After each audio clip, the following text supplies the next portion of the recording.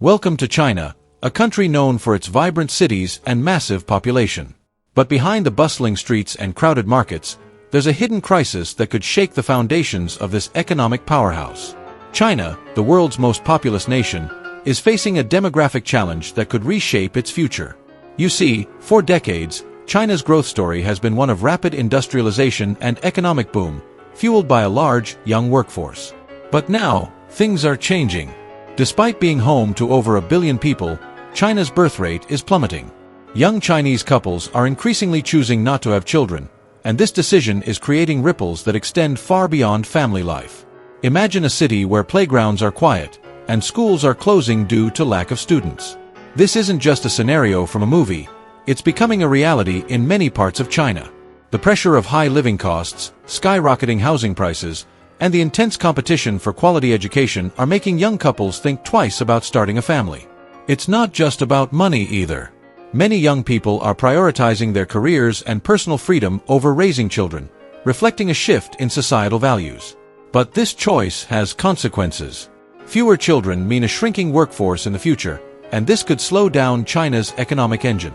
Think about it: fewer workers to drive innovation, fewer consumers to buy goods, and fewer taxpayers to support the elderly. And speaking of the elderly, China's population is aging rapidly. With fewer young people around, there's a growing strain on social services and the healthcare system. It's like having a car with a powerful engine but running low on fuel. It can't keep going at the same speed forever. In this video, we're going to explore why young Chinese are choosing not to have children and how this decision is affecting China's economy and its aging population. We'll look at real-life stories and dive into the economic and social factors driving this trend. From the high cost of living and the demands of modern life to the changing attitudes towards family and work, we'll uncover the reasons behind this significant shift. Join us as we take a closer look at this pressing issue and what it means for the future of China. Whether you're interested in economics, social trends, or just curious about what's happening in one of the world's most influential countries, this video will give you a comprehensive understanding of China's demographic challenge. To understand the current situation, we need to look back at China's one-child policy, which was implemented in 1979. This policy was introduced to control the rapidly growing population, aiming to lift the country out of poverty and drive economic development. For over 3 decades, families were limited to having just one child. This policy was strictly enforced, with fines and even job losses for those who didn't comply. During this time, China experienced an incredible economic boom. The country transitioned from an agrarian economy to an industrial powerhouse. Factories sprang up, cities expanded, and millions of people moved from the countryside to urban areas in search of better opportunities. This period of rapid industrialization brought prosperity and transformed China into the second-largest economy in the world. However, the one-child policy also planted the seeds for the demographic challenges we see today. While it helped curb population growth, it also led to an aging population and a shrinking workforce. In 2015, recognizing the looming demographic crisis, the Chinese government announced the end of the one-child policy and introduced a two-child policy. The hope was that allowing families to have 2 children would boost the birth rate and address the imbalance.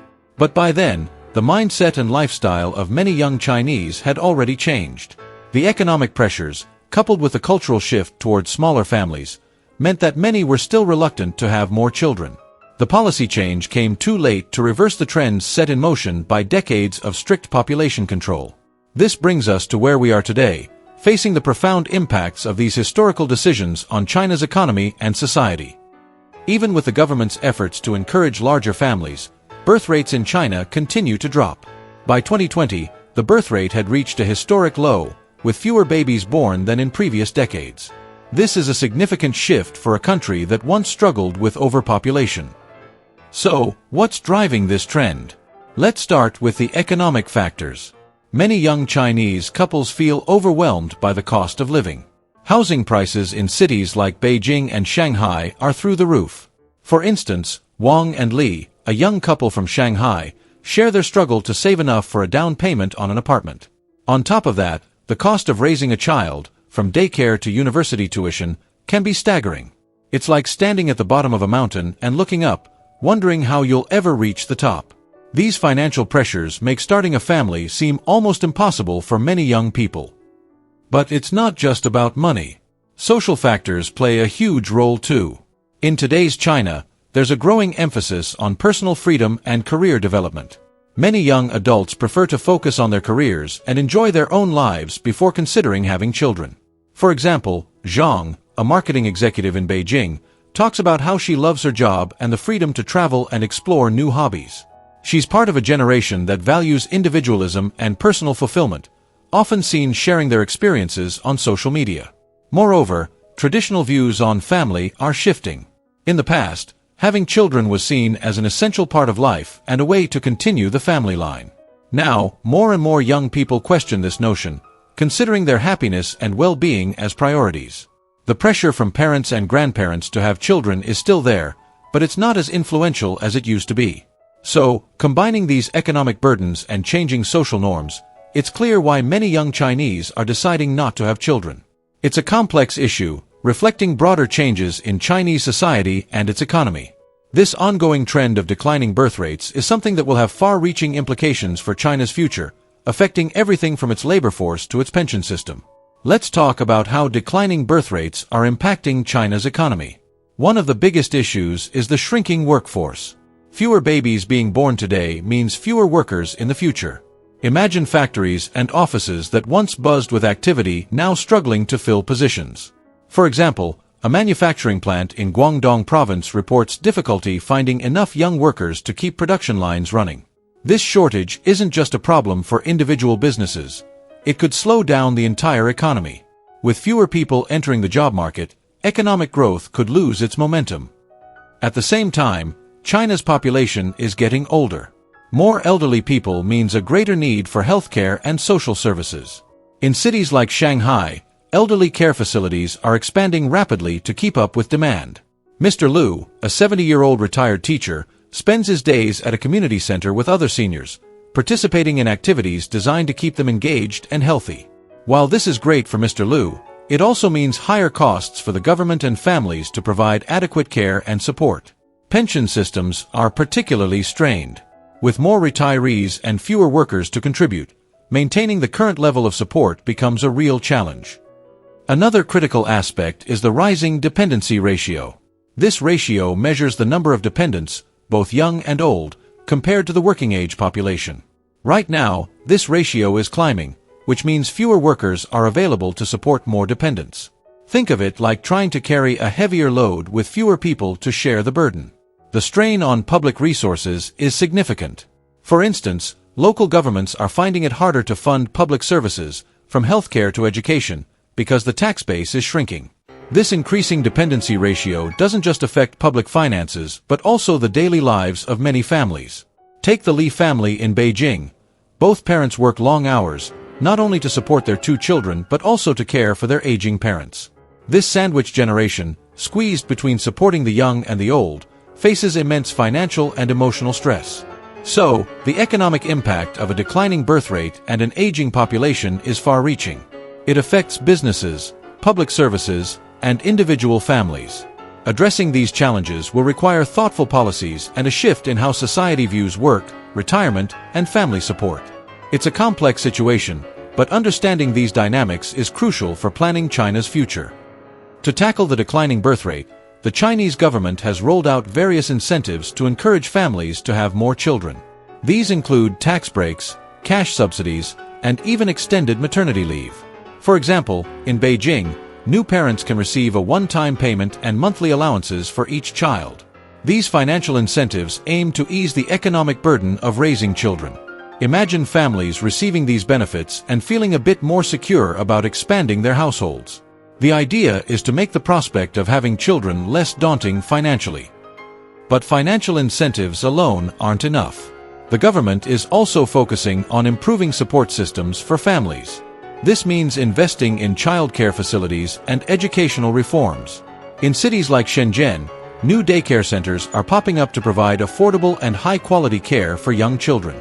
Schools are also being reformed to reduce the heavy academic pressure that often discourages parents from having more than one child. By creating a more family-friendly environment, the government hopes to make raising children more manageable and appealing. However, these policies face significant challenges. One major issue is the disparity between urban and rural areas. While big cities may see improvements in childcare and education, rural regions often lag behind. For instance, in a rural village in Hunan province, families struggle to access the same level of services and support available in urban centers. This urban-rural gap means that not all families benefit equally from the new policies. Another challenge is cultural resistance.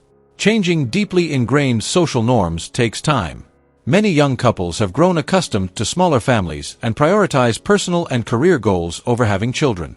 Policy experts suggest that it will take a sustained and multifaceted approach to shift these cultural attitudes.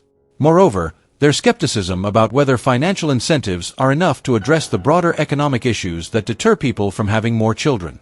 Dr. Liu, a sociologist, points out that without broader economic reforms to address housing affordability and job security, these incentives might only have a limited impact. So, while the government is taking steps to encourage higher birth rates and support families, the road ahead is complicated. These efforts represent a start, but addressing the root causes of the declining birth rate will require ongoing and comprehensive strategies. Addressing China's demographic challenges in the long term will require significant cultural shifts. Society's attitudes towards family and work need to evolve. In recent years, we've seen youth cultural movements and public debates pushing for more work-life balance and less pressure on young people to adhere to traditional family roles. For example, the lying flat movement, where young people choose minimalism over the intense work culture, reflects a growing desire for personal fulfillment and mental well-being over career and family pressures. Encouraging a culture where work-life balance is prioritized could help make the idea of starting a family more attractive. Beyond cultural changes, economic reforms are essential. Improving job security and reducing housing costs are key steps. The government could focus on creating more stable and well-paying jobs, making it easier for young people to feel secure enough to start families. For instance, cities like Hangzhou have introduced housing subsidies for young professionals to help them afford homes. Additionally, reforming the education system to reduce the intense pressure and costs associated with raising children can alleviate some of the burdens parents face. These reforms can create an environment where having children is financially viable and less stressful. We can also look at other countries facing similar demographic challenges for inspiration. Japan and South Korea, for instance, have implemented various policies to address their low birth rates. Japan offers extensive parental leave and childcare support, although it still struggles with cultural resistance. In South Korea, efforts include financial incentives and societal campaigns to encourage work-life balance and gender equality in parenting. While these countries haven't fully solved their issues, their experiences offer valuable lessons. For China, adapting and learning from these global examples can help tailor solutions that fit its unique context. In conclusion, solving China's demographic challenges requires a multifaceted approach. Cultural shifts, economic reforms, and learning from global experiences all play crucial roles.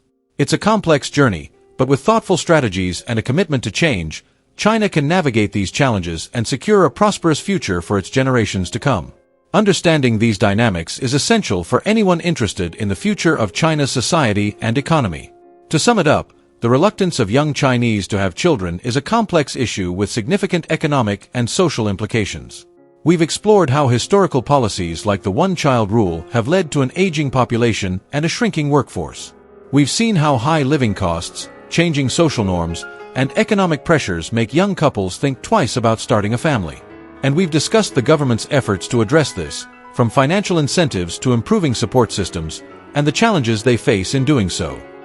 Understanding and addressing these challenges is crucial for China's future. It's not just about numbers and policies. It's about creating a society where young people feel supported and secure enough to start families. So, what do you think are the best solutions? How can China create a more family-friendly environment?